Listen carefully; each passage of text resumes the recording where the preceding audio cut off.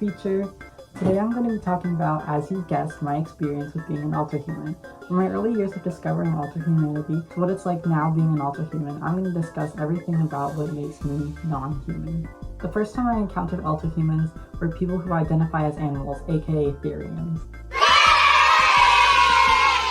The reason I started developing this early sense of knowing what a Therian is that I had these quadrobics/Therian TikTok compilations that kept popping up on my YouTube page.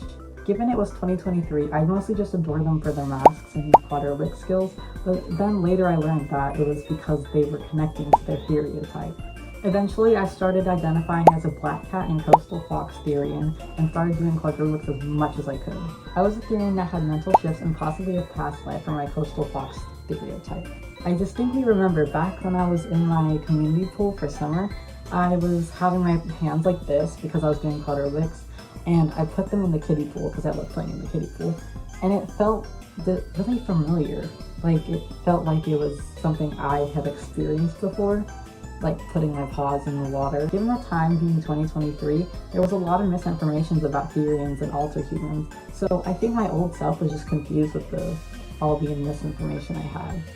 I heavily adored these people and wanted to be a part of their community, so I kind of believe I faked being a Therian somewhat, but I also don't feel like I did that because I had ships that were like real ships, and I physically didn't belong in my body. Before I used to say, oh, I was just confused at that time, or I wasn't a real Therian, I was just faking it.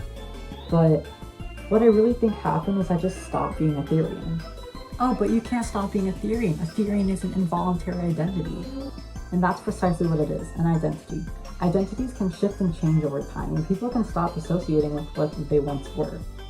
Now that I'm more mature and I've had more time to discover myself and feel out what feels right to me, I have discovered that I'm still an Alterhuman, but I'm not a Therian. I'm a deer paralink. Some of you may have seen this video about me being a deer other-hearted, which now I know is untrue, as I identify as an animal, not with one anymore. What is an other-hearted/paralink, you may ask? An other-hearted is one who identifies with a animal or fictional being, and it is involuntary, just like being a Therian. A paralink, in contrast, is a specific label underneath the other link umbrella. An otherlink is one who voluntarily identifies as an animal or fictional being. Paralink is just that, but it's mostly used as a coping mechanism, or it's because one has a disconnection with humanity, as I do. For me, my Alterhumanity is also associated with my gender.